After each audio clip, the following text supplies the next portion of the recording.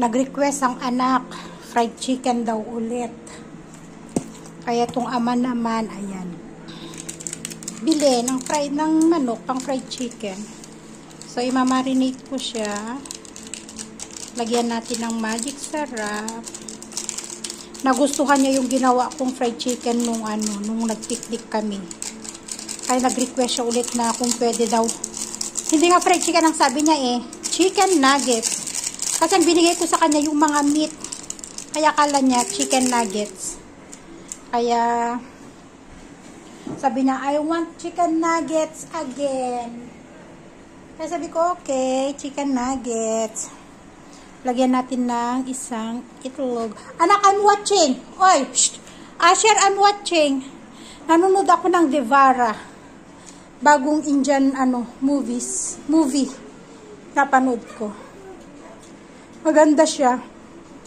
Itlog, salt, pepper, tapos harina. Ganun ko siya i-marinate guys. Saka ko i-preprito mamaya. Hello guys! Good morning! And welcome back to our YouTube channel. O, diba? Binigyan na naman kami ni Ama ng sitaw. Halos araw-araw kami binibigyan ni Ama ng sitaw kasi araw-araw madaming bunga yung kanilang sitaw sa likod bahay.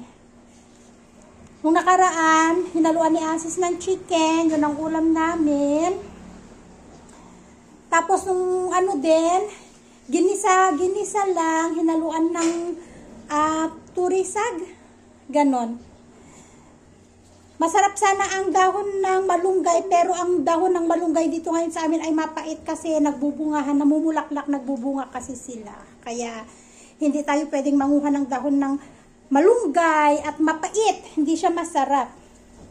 At meron kaming white,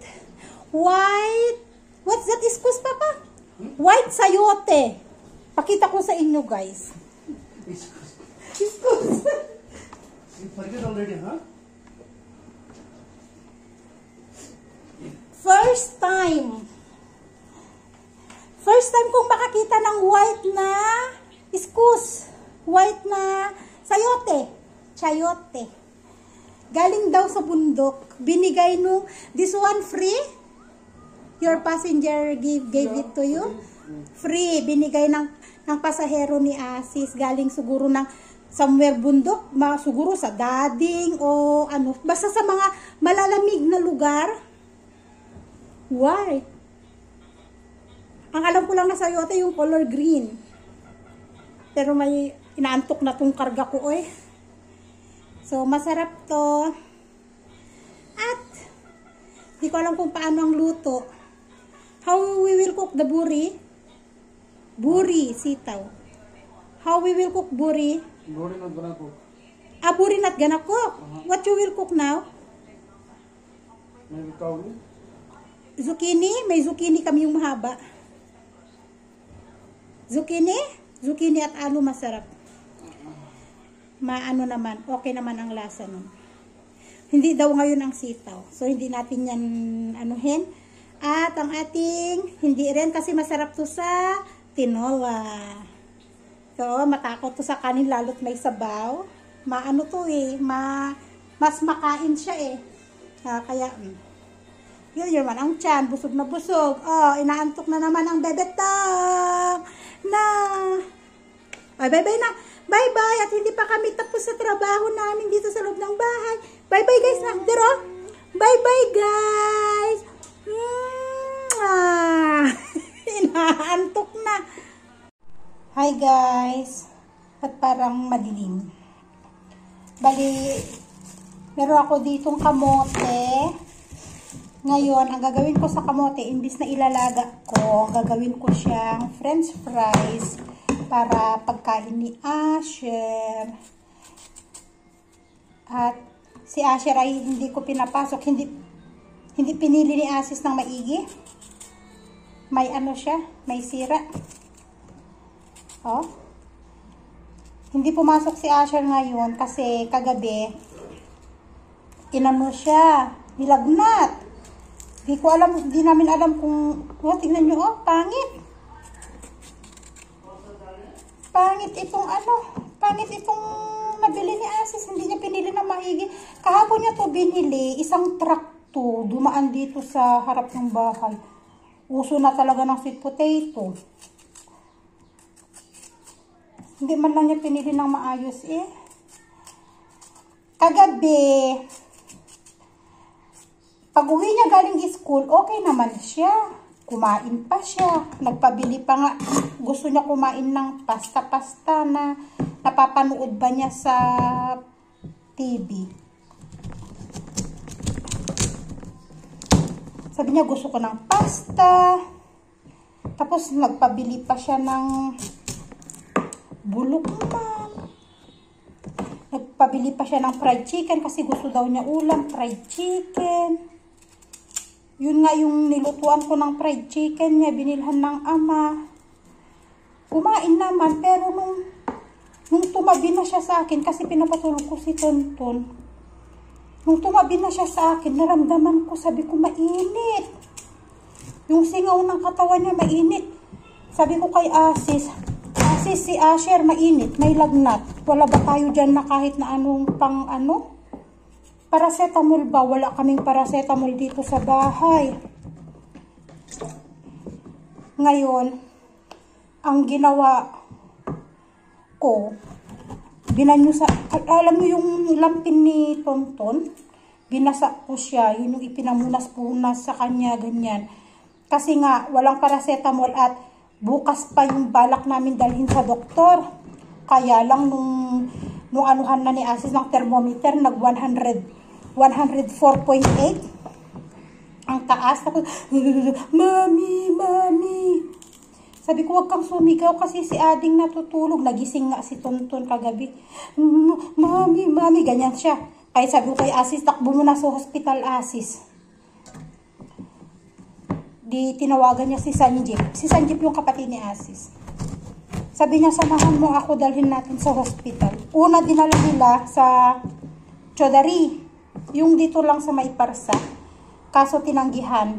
Sabi, dalhin na lang daw sa hospital. Sabi daw sa Chodari. So, dinala nila sa Paris. Tapos, yun, nakita din ni Asher yung friend niya. Sabi niya si Bihan, nandun din sa hospital. At yung bata ay anong tawag yung nilalagay dito? Kasi ang kwento ng nanay, hindi daw bumababang lagnat. Kaya yung bata, in-injectionan na. Kaya sabi ko, ay buti na lang si Asher. Siguro nakatulong kay Asher yung yung malamig na tubig na ginan ko. Kasi sa taas ng lagnat niya, mami, mami, mami, ganun siya kagabi, nagsisigaw. Bumaba ang lagnat niya. Pagdating nila sa hospital kagabi, bumaba ang lagnat niya. Sabi ko, nakatulong yung malamig na tubig na ipinamunas sa kanya bago ni Asis tinakbo. Kaya yun, binigyan siya ng paracetamol.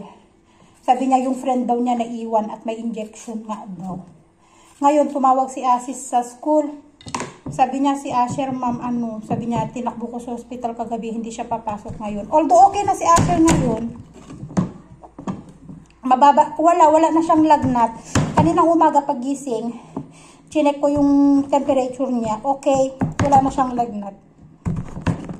Pero, binigyan pa rin siya ng inano pa rin siya ni Asis ng paracetamol. Binigyan pa rin siya ng paracetamol para magtuloy-tuloy yung paggaling niya. So, sabi niya, nilagnat si Asher, hindi ko muna papasukin, sabi niya. At kahit yung friends niya na si Bihan, sabi niya, may lagnat din, iniwan nila sa hospital kagabi. Sabi niya, sabi ni Asis, ano ang kinain ng mga bata sa school? Kasi sabi daw nung nanay ng isang bata, pagdating daw ng anak niya, okay naman daw. Pero pagdating nung gabi, ayun na, nilagnat na rin yung anak niya. Parang si Asher, ganun ang nangyari. Pero si Asher, siya, na masakit ang ulo niya. Sabi niya, Mami, I'm having headache. Kaya hindi niya natapos yung homework niya.